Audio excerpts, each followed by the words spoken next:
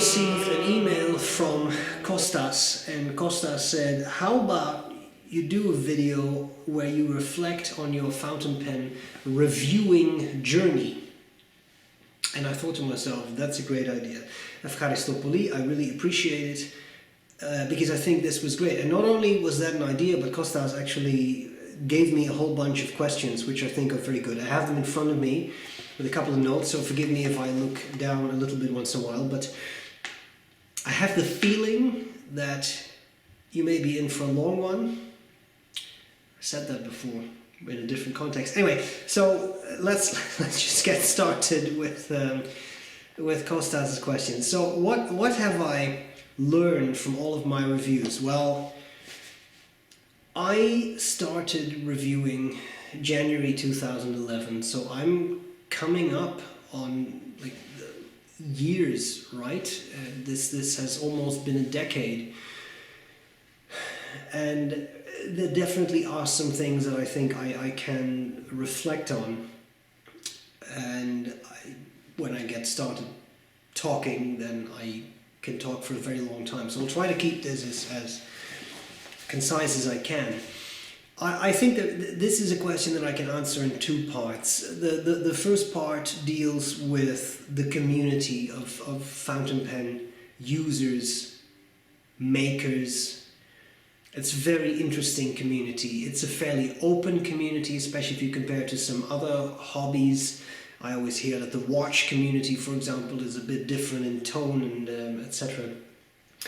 And I have experienced that way, and the community has always been there. It's now that we have all these digital platforms that the community can connect much more easily than it could in the past.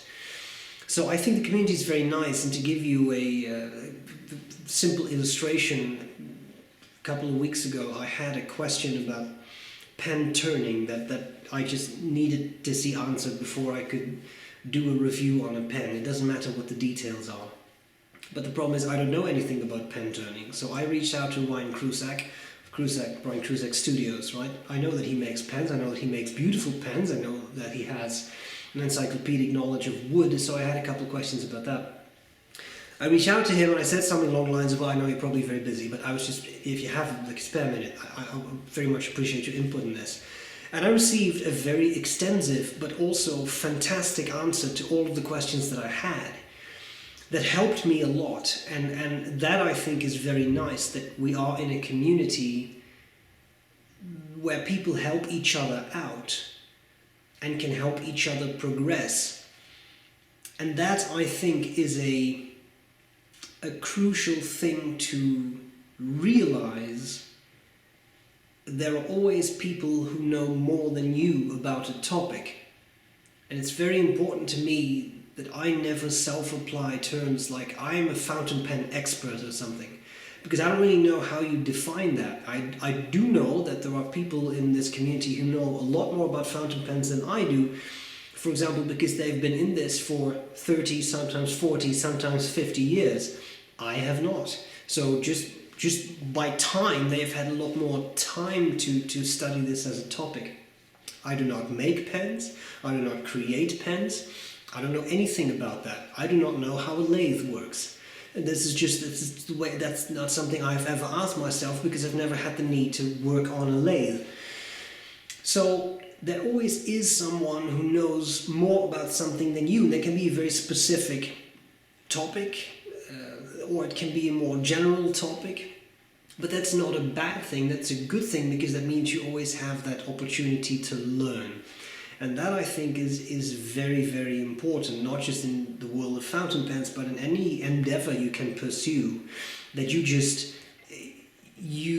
know that there will be people who know more about that topic than you, and as a result they will be able to teach you something, or you can learn something from them, from your conversations, whether it's face-to-face or email or whatever, with those persons. So that is something I have learned from my reviews. Then there is a more practical answer to that question, because it could also be interpreted in that way. Have I learned anything about pens after all these reviews? Well, I don't even know how many videos I have up on my channel, but the last time I checked it was more than 1,300, so that's only gone up. I have been in the very interesting and fortunate position that because I am a reviewer of pens, I've been able to touch many pens ranging from a couple dollars in price to thousands of dollars in price. And for the record, I don't get to keep them all, especially the expensive ones. For some reason, don't typically get to keep. But that's the point, right? I have been able to hold them, use them, touch them, feel them, write with them, etc. And there are a couple of things that I think you notice. One thing is very clear, and this is something you can also figure out if you've used 5 pens, but I'm just saying, it's definitely true that at some point you are purchasing luxury. And people don't always realize that, especially when they start out with fountain pens. They move up to more and more expensive pens, and I very often get messages, emails, etc. from people who are disappointed because they bought a $500, $750, $1,000, $2,000 pen, and they expected it to massively outperform any of their other pens, and then it turns out that it just doesn't. But that's because you are purchasing luxury. You're not purchasing more functionality. At the end of the day, that pen has a nib just as a $2 pen does, and it has a feed, it has an ink delivery system.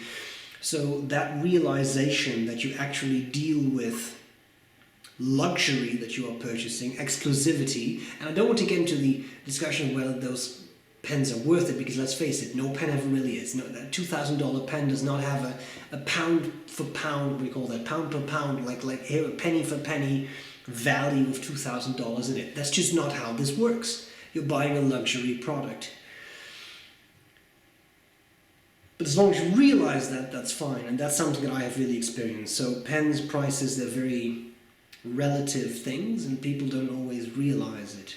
And I remember holding my first $100 pen, $200 pen, $300, and sometimes, for example, Joost Appelboom lends me a $2,500, $3,000 Mont Blanc, and I touch it, I hold it, and then I'm not blown away by it. Whereas when I started off with this, I was jittery and shaking, like, oh, this is such an expensive pen, but now it's a commodity. And this is not meant to sound arrogant or spoiled. It's just a matter of when you have held all these things. I mean, at some point I held a pen that was $250,000. I mean, it puts things in rather a harsh perspective. Has your writing changed? Oh yeah, absolutely. My handwriting, because I'm assuming that's what we're talking about, right? My handwriting has changed a lot. And I'm still working on it, and I notice that there are certain changes. Right now I'm doing strange flourishes in G's and in T's, etc. I didn't do that before, but it just started, and I noticed that works well for me with finer nibs. I think it's important to realize that your handwriting is something that's always evolving and that is always in flux. It always changes, it always evolves, it becomes better, you change up things. But that's the fun of handwriting. I know that my handwriting is never going to be beautiful, because it won't be. I just don't have that. I sometimes wish I could do copperplate, but I've tried many times and I've never succeeded. I just can't do that. That's not how my hands work. Gothic calligraphy is something I'm much better at, but that's much more angular and much more. It's a very different approach. That I can do okay. Copperplate I cannot. And of course, my handwriting ideally would look more like copperplate than like Gothic, so clearly there are some challenges there. But I've explained this in a previous video a while ago. I think it's my video on how to improve your handwriting, which is surprisingly popular, especially because I don't know what I'm talking about, because I'm not a handwriting expert, and I'm definitely not a master calligrapher or teacher of handwriting. But still,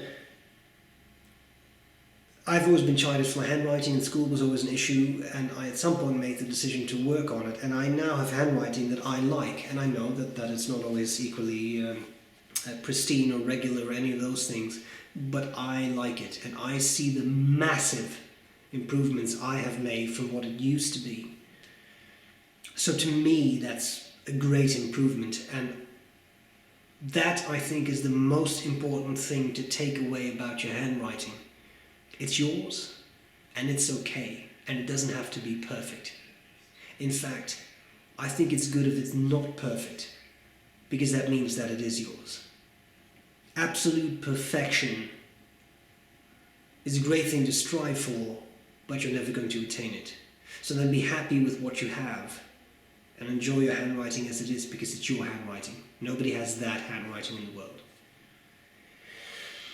The next question was, has your taste in pens changed? Yeah. My taste in pens has changed. And as I advance more in the hobby, and I also start to make a little bit more money, like you move up. I mean, again, I started out, like I would say about 10 years ago now, right? So you change, you become older, it matters, which is not to say that I only value expensive pens, not at all. I mean, I have some pens that are expensive, that's undeniably so, and I love using those pens, but then I also have other pens. So for example, I'm not going to go over a whole lot of pens now. I don't have that many pens. People have the impression that I own hundreds of pens, but I think if I own 20 pens, it's a lot. But I'm very careful in what I keep and what I get rid of. I got rid of so many pens. Conate King Size, beautiful pen, but this is a grand. But then there is an Opus 88 Omar in the demonstrator, which I love. I've been using this a lot for the past weeks. Are these two the same pens? Absolutely not. Both have a large ink capacity. Both are about the same size, I would say. I love them both, and this pen is less than 100 euros, and this is 1,000 euros. So there is a difference. Can you compare them? I don't know. I now think I should probably do a fountain pen shootout between these two, because it would be interesting. But in any case, I like more inexpensive pens too, and I definitely have inexpensive pens that I love using too. Here you have an Enzo XS, that's their pocket fountain pen. This is the somewhat fancy limited edition titanium model. I can't give you a price because they're all sold out now anyway. But great pen that I love using. Small, pocketable, great. I love it. So it's not that I only use pens that are full figures. Far from it, I would say.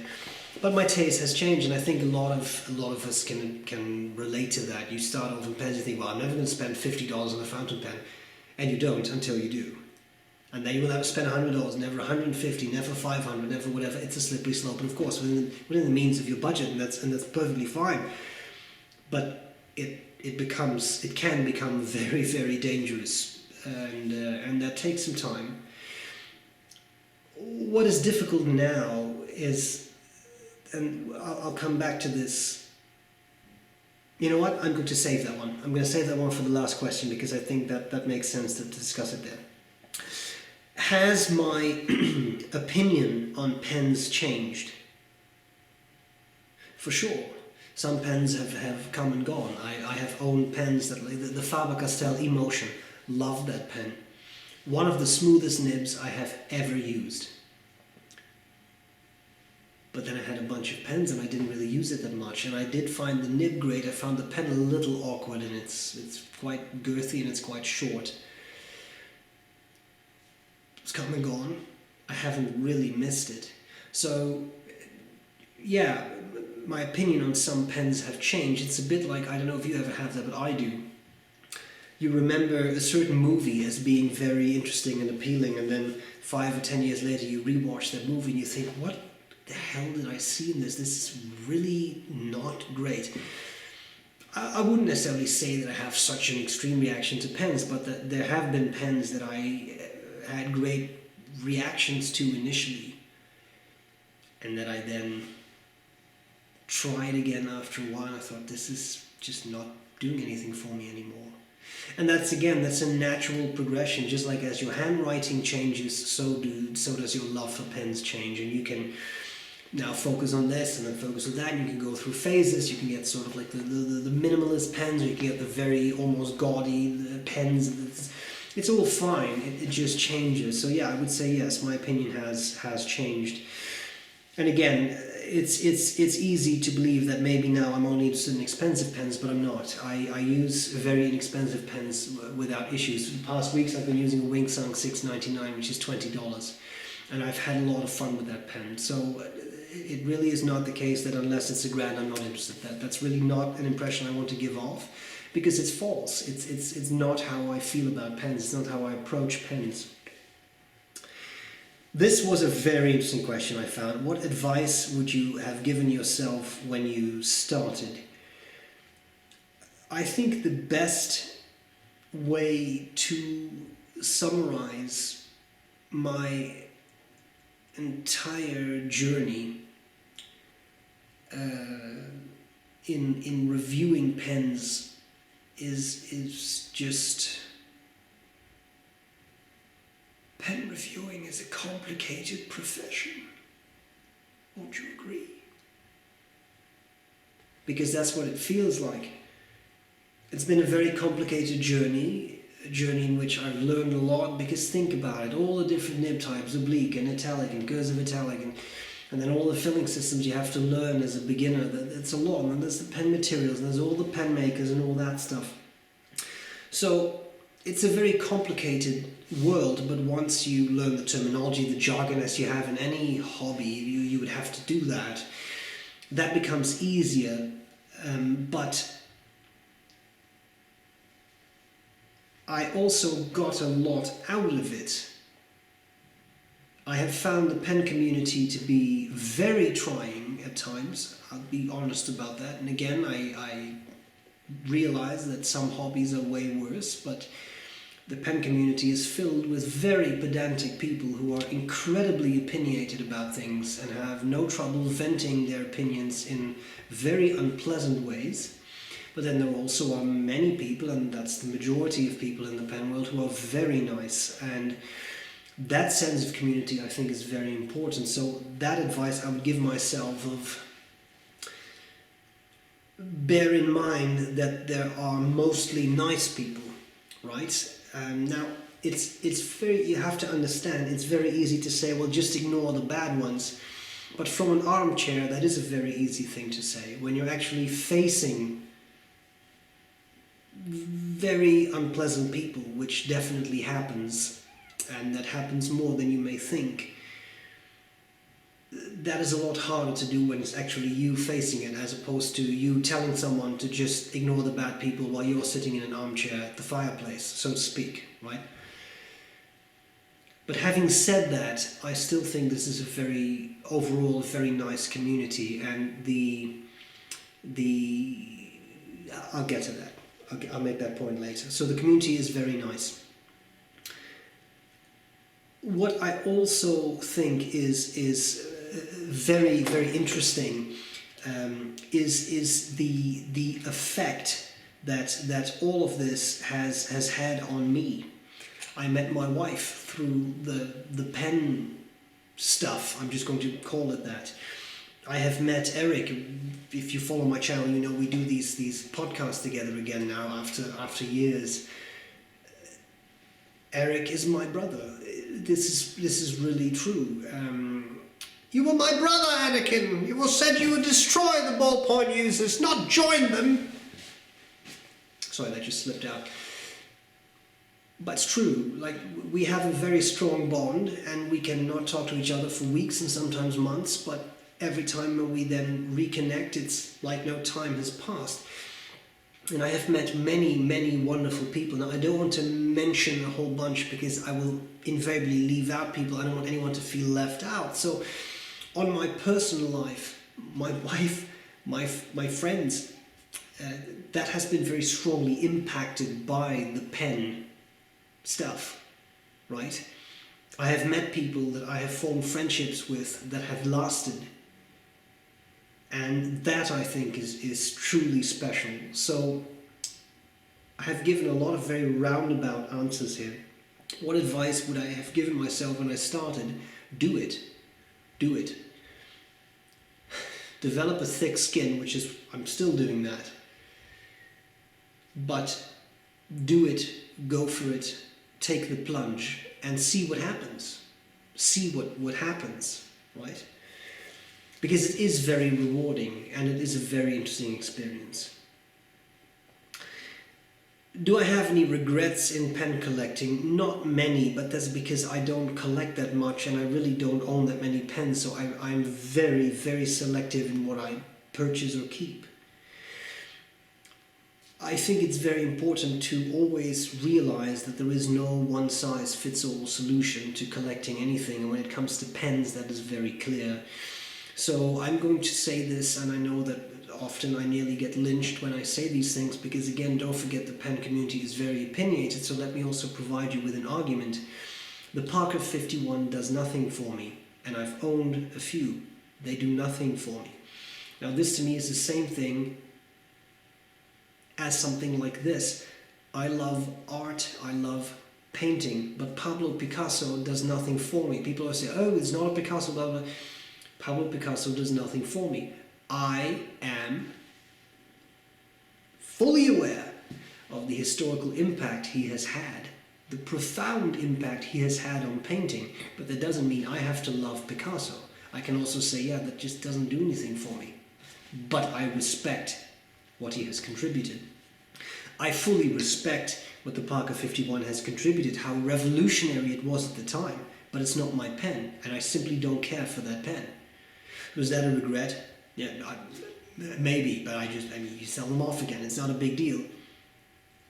But to me, that just doesn't, no.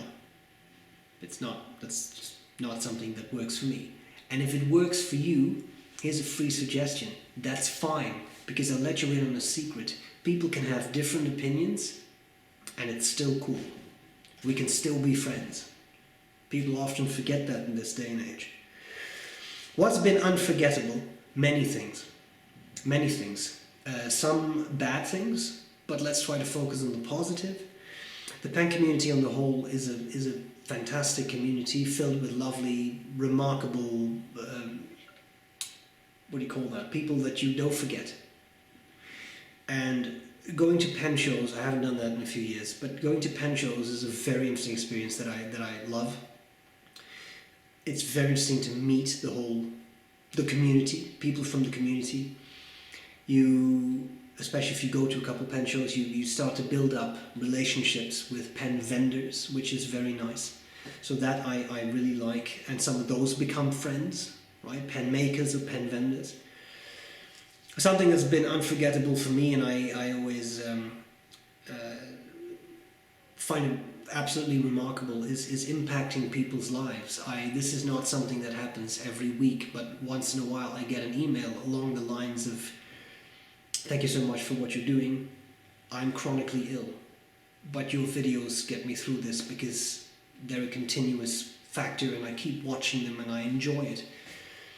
I have received messages along the lines of, you have saved my life because you kept me going through a lot of bad things.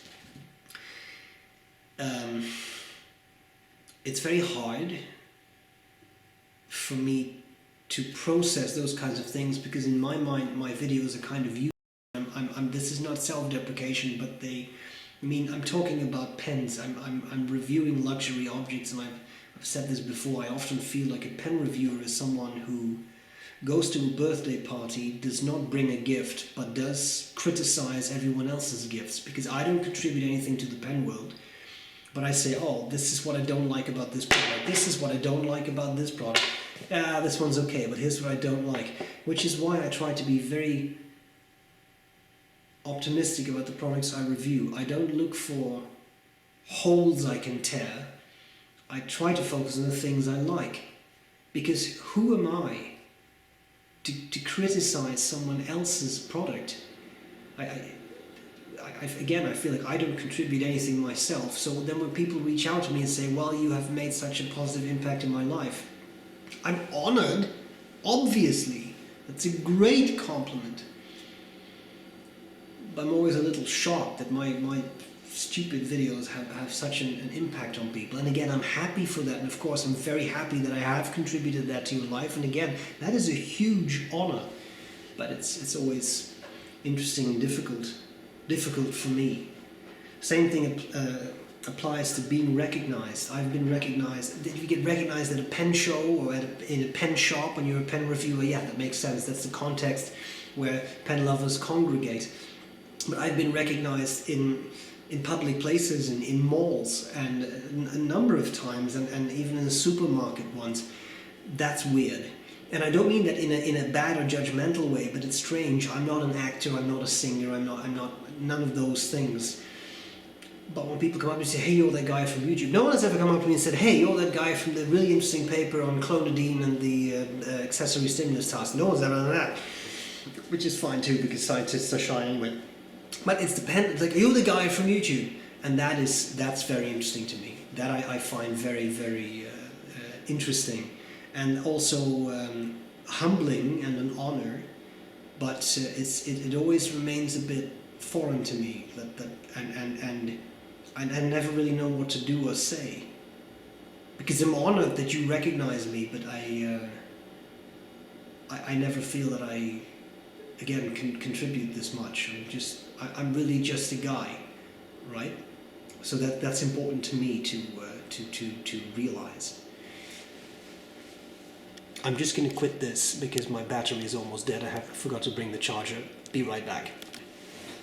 We're back. I should have known this would go for a long time, because obviously I can go all night. Now, so I was talking, this being recognized, because I just want to emphasize, obviously that's an honor, and I'm very honored and pleased when people come up to me and say that they know me, that they appreciate my work. It's just that it always makes me a little shy, which is strange because I'm not a shy person.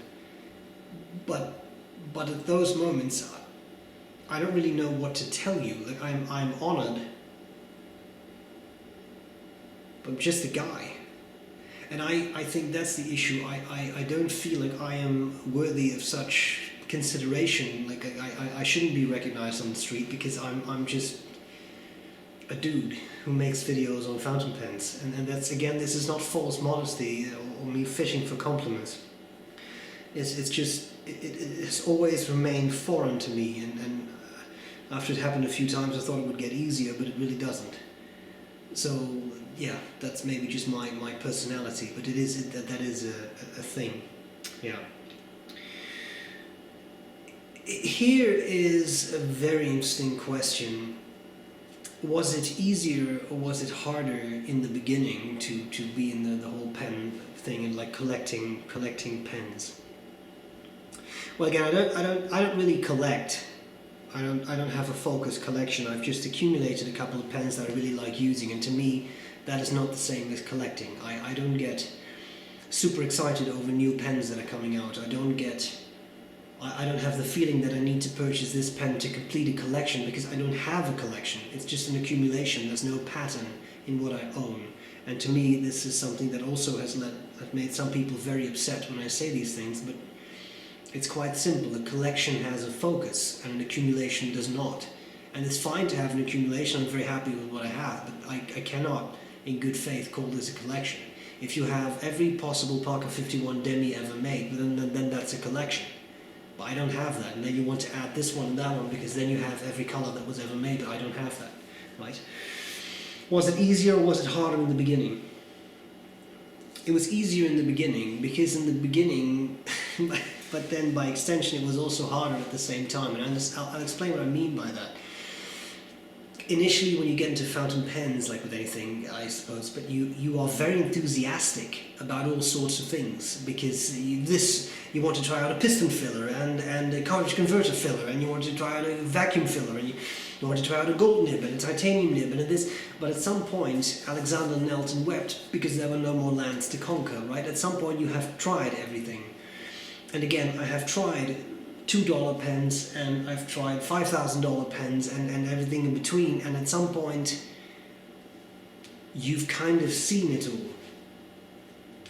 And that's what made the beginning easy, that there's always something else. How about a celluloid pen? Oh, how about, I haven't tried this equipment. How about an eyedrop? I've never tried an eyedrop. I need to get... That's very easy. The hard thing about that is trying to rein yourself in a bit, because you do need to do that. But give yourself enough time and if possible, resources, and you will be able to try these things out, even if it's just borrowing stuff from people at a pen meter, at a pen show, whatever. But later, things become much harder, and this has the tremendous potential of sounding arrogant or spoiled, so I want to be very careful how I express myself.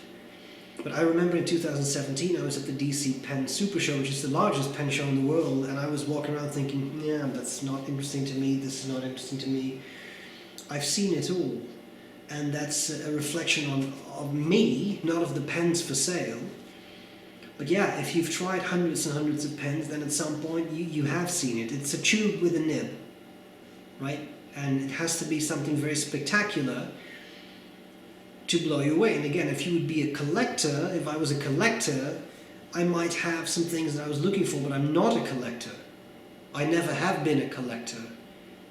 So I just look at pens that strike my fancy, but it has become harder and harder over the years for a pen to really create a spark and make me go, oh, I just need to buy that. And sometimes it's strange things, like the Conid, like I was telling up earlier, the Conid king size. I remember holding one of the first king sizes, Tilburg pen show years ago. Conid still attended that show. They had just launched the king size, and they gave me one to try out there and to hold. And I remember I was pretty much blown away with it. But then years passed, I never got one, and it kept sort of nagging in the back of my head, like, you know, that king size was really nice. And at some point I bought one, and I have it, and I love it. I love this pen. It's a superb, functional, beautiful, usable pen. And sometimes it's something else. I like Star Wars, and Cross comes out with a Darth Vader pen. Yeah, it's kind of fun, right? It's kind of fun. Turns out to be a superb writer, so I'm happy I got that. But I don't get excited about a whole lot of pens anymore. And that's become much harder. I don't like vintage pens. I just don't like vintage pens. It's just, again, this is personal preference. If you do, that's fine. They don't work for me. For example, because they tend to be a bit smaller, and there are larger vintage pens, but larger vintage pens can get very, very pricey, so that doesn't really work well for me. So that's another thing that's eliminated. And at pen shows you see a lot of vintage pens, but I can skip over all the vintage stuff because it won't do anything for me. It will simply not do anything for me. And that is harder. That is harder, which is not to say there's nothing interesting coming out. There are fantastic pens coming out, but they just don't necessarily tick any boxes for me.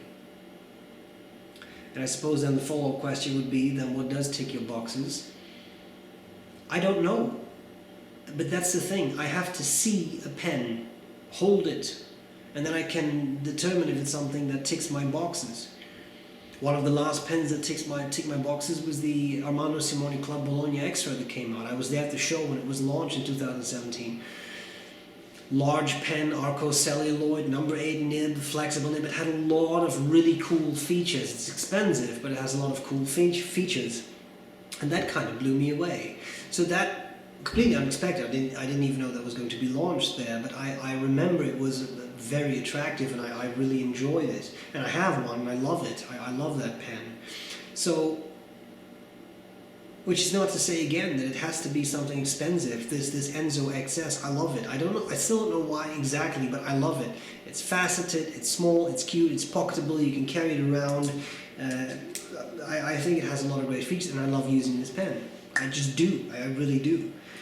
So, it's unexpected things, but I also found that I should put this down because we keep clicking this. I found that it's unexpected things that blow me away. Recently, Lockbee, they sent me a couple of waxed canvas notebook covers and a pen roll. I love those products. That was exactly the type of design that appeals to me. So it's much more unexpected now, and I am not blown away by a lot of things. For example, this ties into collecting again. Lamy has just released those pastel-colored safaris. I don't care. I'm sorry, but I just don't care. They do nothing for me. The safari is not a model that really appeals to me. But then there are collectors who would, of course, rush out and immediately buy those, and that's fine. I'm not judging that. I'm just saying I'm not a collector.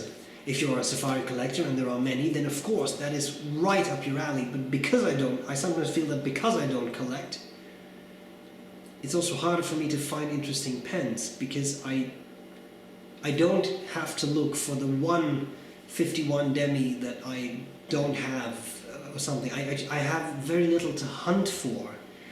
And that's a fun thing for people at pen shows. They want to hunt for the couple pens that they miss in their collection. I don't have that, nor will I ever have that, but I'm also careful not to develop that. Because I don't want to be in that situation. Collecting can be frustrating to me because I want to have them all. I want to have all, and I don't want to be in that situation. So a very carefully curated collection is what I have, where I love every pen and I know exactly why I love it and why I have it. And that's it. Kostas, thank you again for sending me these questions. I found this very interesting. I don't know if this is interesting to you as the viewer. Please let me know if it is. And if it is, then I can do more videos like this. I like to talk about these things. I just don't know if it's always interesting to the audience. So if you found it interesting, please let me know. If you didn't find it interesting, you can let me know too. If you do find it interesting, you want me to do more, you are free to send me questions or leave me questions as comments in this video, and I can always do a video like this again. That's pretty much it. I hope this was useful, and I'll gladly see you later.